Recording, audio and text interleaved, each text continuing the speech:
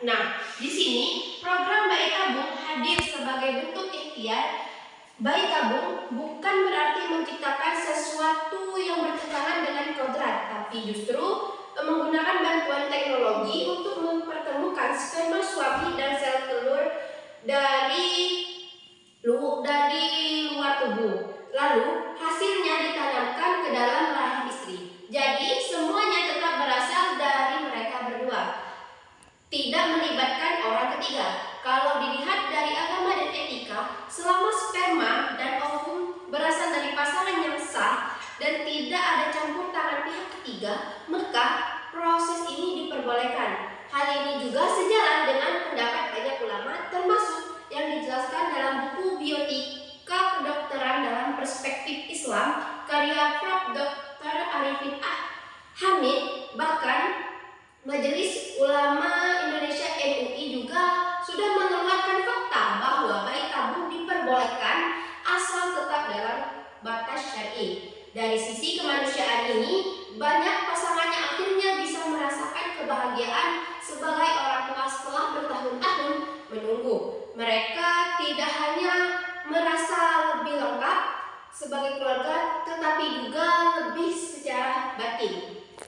Nah, selanjutnya, jika melakukan bayi tabung dengan alasan menjaga kondisi tubuh agar tetap menawan, at least, apakah diperbolehkan dan berikan alasannya. Bayi tabung hanya karena ingin menjaga bentuk tubuh tetap menawan tidak dibenarkan secara etika dan agama. Kenapa? Karena tujuan utama bayi tabung adalah membantu pasangan yang mengalami kesulitan untuk hamil secara alami, bukan untuk alasan hidup, bukan untuk alasan gaya hidup atau kenyamanan pribadi. Nah, kehamilan adalah proses alami dan mulia, bukan sesuatu yang bisa diakali hanya demi menjaga penampilan. Dalam pandangan Islam dan etika medis, menggunakan teknologi reproduksi seperti IVF harus dilandasi kebutuhan medis yang sah, bukan karena alasan kosmetik atau takut tubuh berubah. Hal ini termasuk bentuk penyalahgunaan teknologi jika tidak sesuai dengan tujuan yang tepat. Selanjutnya, bagaimana pandangan hukum Islam dalam hal membesarkan janin sel suami dan ovum istri pada wanita lain? Dalam pandangan hukum Islam, tidak diperbolehkan membesar janin di rahim wanita lain meskipun wanita itu hanya sebagai titipan rahim. Kenapa dilarang? Karena dalam Islam, kehamilan dan rahim punya kedudukan mulia dan menyangkut nasab. Kalau janin dititipkan ke rahim wanita lain, maka akan timbul kebingungan-kebingungan. Seperti, siapa sih ibu kandung yang sah? Padahal dalam Islam, nasab itu sangat penting dan harus jelas. Majelis Ulama Indonesia MUI dan banyak ulama sepakat bahwa surogasi atau ibu pengganti hukumnya haram karena melibatkan pihak ketiga dalam proses kehamilan meskipun benihnya berasal dari suami istri yang sah.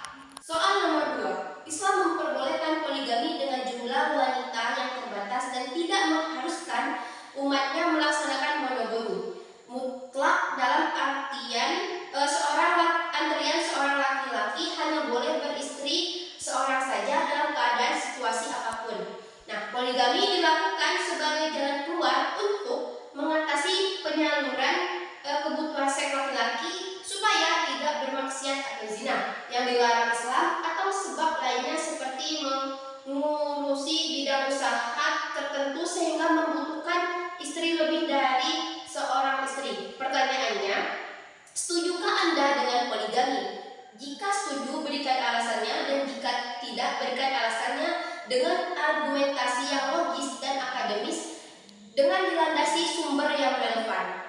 Saya tidak sepenuhnya setuju dengan praktik poligami kecuali dalam kondisi tertentu dan sesuai syariat. Alasan saya, Islam memang memperbolehkan poligami tetapi tidak mendorong secara praktik umum. Dalam surah An-Nisa ayat 3, Allah memperbolehkan laki-laki menikah 2, 3 sampai 4 wanita dengan syarat bisa berlaku adil. Namun dalam praktiknya keadilan sangat sulit diwujudkan di zaman sekarang. Dan di zaman sekarang juga poligami sering disalahgunakan bukan karena kebutuhan syar'i seperti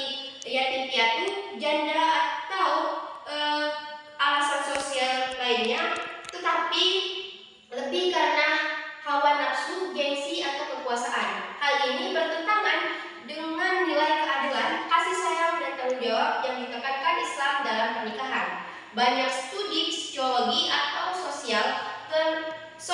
sosiologi termasuk dalam Journal of Family Psychology menunjukkan poligami bisa menyebabkan konflik rumah tangga, gangguan emosional pada anak dan istri, ketidakstabilan keluarga jika tidak dilakukan secara benar. Dan jadi kesimpulan yang saya dapat di paparan saya ini, saya tidak setuju poligami dilakukan dalam konteks umum kecuali kondisinya benar-benar darurat dan dapat dilakukan dan dapat dilakukan dengan tanggung jawab. Selanjutnya, bagaimana pandangan hukum negara, undang-undang dan hukum Islam terkait kasus poligami? Pandangan hukum Islam mengenai poligami. Islam memperbolehkan poligami tapi bukan tanpa syarat. Seorang laki-laki boleh menikah sampai 4 istri asalkan bisa berlaku adil.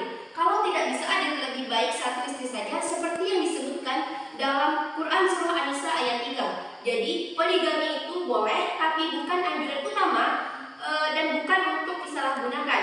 Nah, adapun pandangan hukum negara kita Indonesia menurut Undang-Undang Nomor 1 Tahun 1974 tentang perkawinan, pada pasal 3 ayat 1, pada asasnya seorang pria hanya boleh mempunyai 1 istri saja. Nah, pada pasal 4 dan 5, poligami hanya boleh dilakukan dengan izin pengadilan agama dan persetujuan istri pertama, serta dengan alasan yang kuat. Misalnya istri sakit atau tidak bisa mempunyai anak.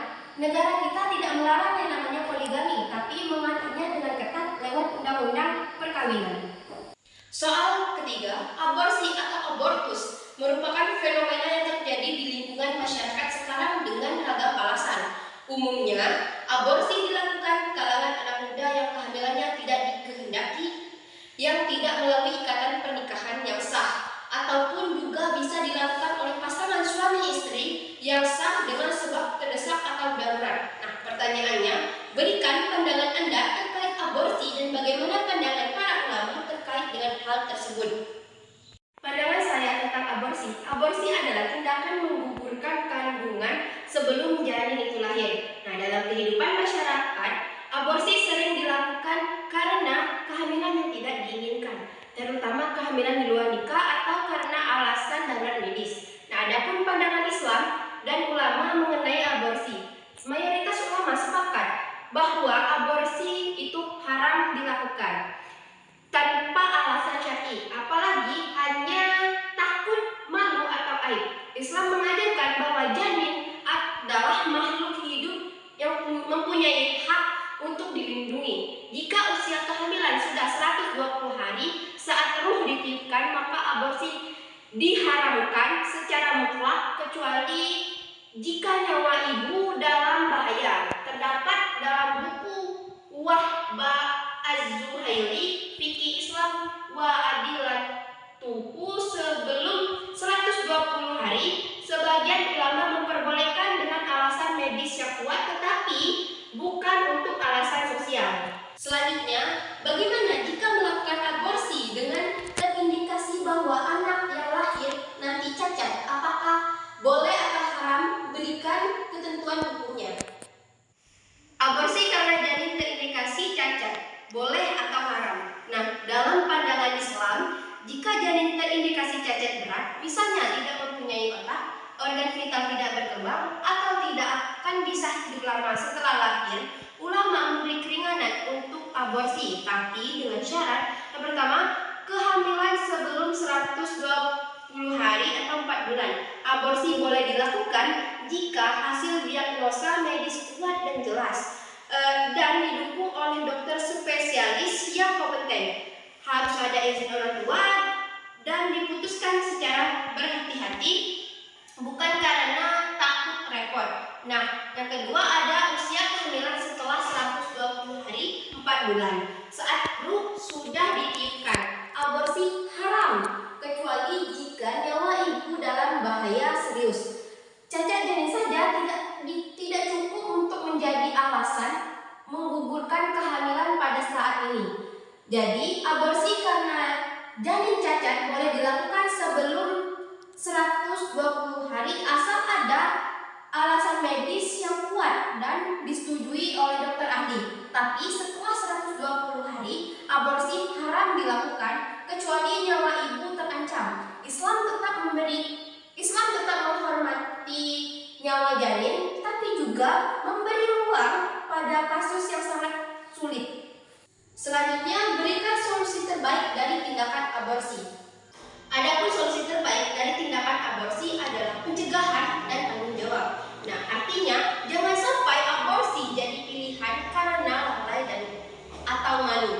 Yang paling utama adalah mencegah kehamilan yang tidak diinginkan. Solusinya melalui yang pertama ada pendidikan agama dan moral sejak dini agar paham batas pergaulan. Nah, yang kedua ada pendidikan kesehatan reproduksi supaya anak muda tahu resikonya. Yang ketiga, menjaga pergaulan dan tidak melakukan hubungan di luar nikah. Selanjutnya ada jika sudah hamil, hadapi dengan tanggung jawab, bukan lari dari masalah. Nah, selanjutnya aborsi hanya diperbolehkan jika darurat. Ingat ya teman-teman, jika darurat seperti nyawa ibu terancam. Jadi jangan jadikan aborsi sebagai jalan keluar mudah karena itu menyangkut nyawa yang tidak bersalah. Sekian jawaban yang bisa saya paparkan. Semoga bisa memberi dampak baik kepada kita semua. Saya akhiri. Wassalamualaikum warahmatullahi